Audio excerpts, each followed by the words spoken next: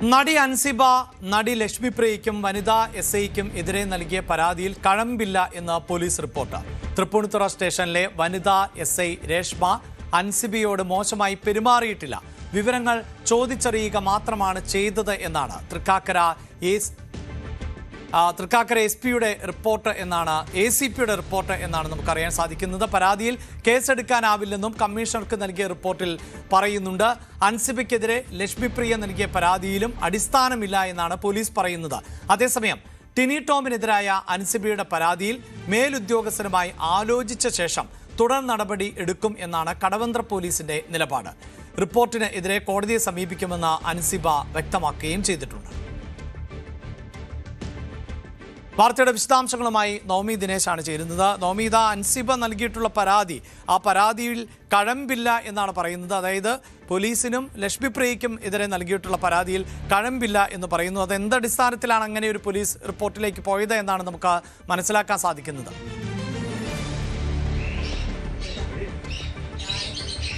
അഭിലാഷ്, നമുക്കറിയാം കഴിഞ്ഞ ദിവസമായിരുന്നു ഈ അൻസിബയുടെ പരാതിയെ തുടർന്ന് ലക്ഷ്മിപ്രിയയും പിന്നീട് SI രേഷ്മയും വനിതാ SI രേഷ്മയും തൃക്കാക്കര ACPയുടെ നേതൃത്വത്തിലുള്ള ഒരു മൊഴിയെടുക്കൽ നടത്തിയത്. ആ മൊഴിയെടുക്കലിന് ശേഷം നൽകുന്ന റിപ്പോർട്ടാണ് ഇപ്പോൾ പുറത്തു വന്നിരിക്കുന്നത്. ആ റിപ്പോർട്ടിൽ പ്രധാനമായും തൃക്കാക്കര ACP കമ്മീഷണർക്ക് നൽകിയ റിപ്പോർട്ടിൽ പറയുന്നത് അൻസിബ ലക്ഷ്മിപ്രിയയ്ക്കും രേഷ്മയ്ക്കും എതിരെ നൽകിയ പരാതികളിൽ കഴമ്പില്ല. അതായത് അൻസിബ നൽകിയ പരാതിയുടെ അടിസ്ഥാനത്തിൽ, അതായത് ലക്ഷ്മിപ്രിയായിരുന്നു ആദ്യം അൻസിബയ്ക്കെതിരെ ഒരു പരാതി നൽകിയത്.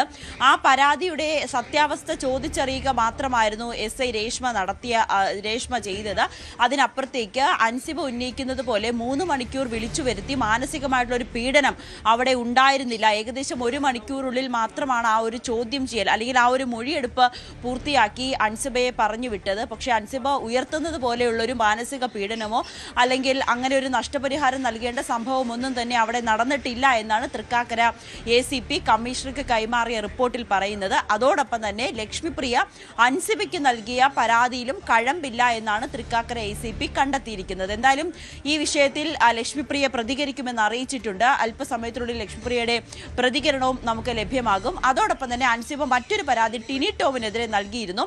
അതിന്റെ മൊഴി നൽകുവാനായി ഇന്നലെ കടവന്ത്ര പോലീസ് സ്റ്റേഷനിൽ അൻസിബ എത്തുകയും ചെയ്തു. ആ പോലീസ് വിശദമായിട്ടുള്ള മൊഴി രേഖപ്പെടുത്തിയിട്ടുണ്ട് അൻസിബയുടെ. ഇനി അതിൽ എന്ത് തുടർ നടപടികൾ സ്വീകരിക്കണമെന്ന് മേലുദ്യോഗസ്ഥരോട് ചോദിച്ചതിന് ശേഷമായിരിക്കും അന്വേഷണ സംഘം കടക്കുക. ആവശ്യമെങ്കിൽ ടിനി ടോമിന്റെ മൊഴി എടുത്തതിന് ശേഷം മാത്രമായിരിക്കും കേസ് രജിസ്റ്റർ ചെയ്യണമോ വേണ്ടയോ എന്ന നടപടികളിലേക്കൊക്കെ കടക്കുകയുള്ളൂ. ഇന്നലെ അൻസിബ നൽകിയ മൊഴിയിൽ ടിനി ടോം നീന കുറുപ്പിനോട് മോശമായിട്ട് പെരുമാറിയിട്ടുണ്ട്. ഒരു പൊതു ഇടത്തിൽ വെച്ച്, അതായത് അമ്മ സംഗമത്തിന്റെ സമയത്ത് വെച്ച് അവിടെ നിന്ന് നീന കുറുപ്പിനോട് മോശമായി പെരുമാറി എന്ന് ആ പരാതിയിൽ പറയുന്നുണ്ട്. ആവശ്യമെങ്കിൽ നീന കുറുപ്പിന്റെ മൊഴിയും രേഖപ്പെടുത്താം എന്നുള്ളൊരു രീതിയിലേക്ക് അന്വേഷണ സംഘം എത്തുമ്പോൾ അതിനു മുൻപായി ഇപ്പോൾ മേലുദ്യോഗസ്ഥർക്ക് ഈ റിപ്പോർട്ട് അയച്ചു കൊടുത്ത ശേഷം അതിൽ തുടർ നടപടികൾ സ്വീകരിക്കണമോ വേണ്ടയോ എന്നതിലൊരു തീരുമാനം എടുക്കാമെന്നാണ് കടവന്ത്ര പോലീസും വ്യക്തമാക്കുന്നത്. എന്തായാലും അൻസിബ പറയുന്നത് പ്രകാരം തന്റെ മൗലിക അവകാശമത്തെ, അതായത് തന്നെ 3 മണിക്കൂർ വിളിച്ചിരുത്തി വളരെ മാനസികമായിട്ടുള്ളൊരു പീഡനമാണ് പോലീസ് സ്റ്റേഷനിൽ നിന്നും ഉണ്ടായത്. അതിൽ പരാതി കൊടുത്തിട്ടും യാതൊരു നടപടി എടുക്കാത്തതിനെ തുടർന്ന് താൻ കോടതിയെ സമീപിക്കാനാണ് തീരുമാനിച്ചിരിക്കുന്നത് എന്നാണ് അൻസിബയുടെ മറുപടിയും. അഭിലാഷ്, ഒപ്പം ഈ സൂചിപ്പിക്കുന്ന പോലെ, അതായത് ടിനി ടോമുമായി ബന്ധപ്പെട്ട് നൽകിയിട്ടുള്ള പരാതിയുടെ ഉള്ളടക്കം അതിൻ്റെ ഗൗരവത്തെ സംബന്ധിച്ചാണോ ഇപ്പോൾ പോലീസിനൊരു സംശയം ഉണ്ടാകുന്നത്? കാരണം ഇതിപ്പോൾ നമുക്കറിയാം, അമ്മയ്ക്ക് ഇടയിൽ അല്ലെങ്കിൽ അമ്മ ഭാരവാഹികൾക്കിടയിൽ ആ സംഘടനാ സംവിധാനത്തിനകത്തൊക്കെ ഒട്ടേറെ തർക്കങ്ങളും വിതർക്കങ്ങളും ഒക്കെ നിലനിൽക്കുന്നൊരു പശ്ചാത്തലമുണ്ട്.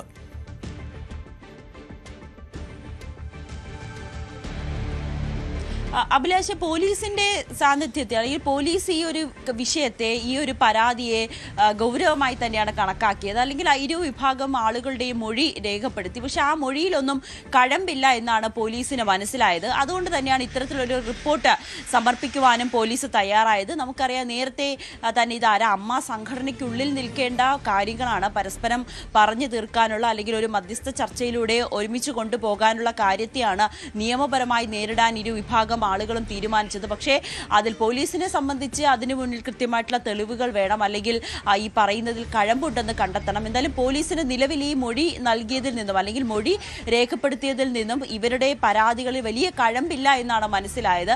അല്ലെങ്കിൽ ഈ പരാതിക്ക് ആവശ്യമായിട്ടുള്ള തെളിവുകൾ ഹാജരാക്കുവാനും ഇവർക്ക് കഴിഞ്ഞിട്ടില്ല, പ്രത്യേകിച്ച് അൻസിബയ്ക്ക് കഴിഞ്ഞിട്ടില്ല എന്നൊരു രീതിയിൽ തന്നെയാണ് പോലീസും എത്തി നിൽക്കുന്നത്.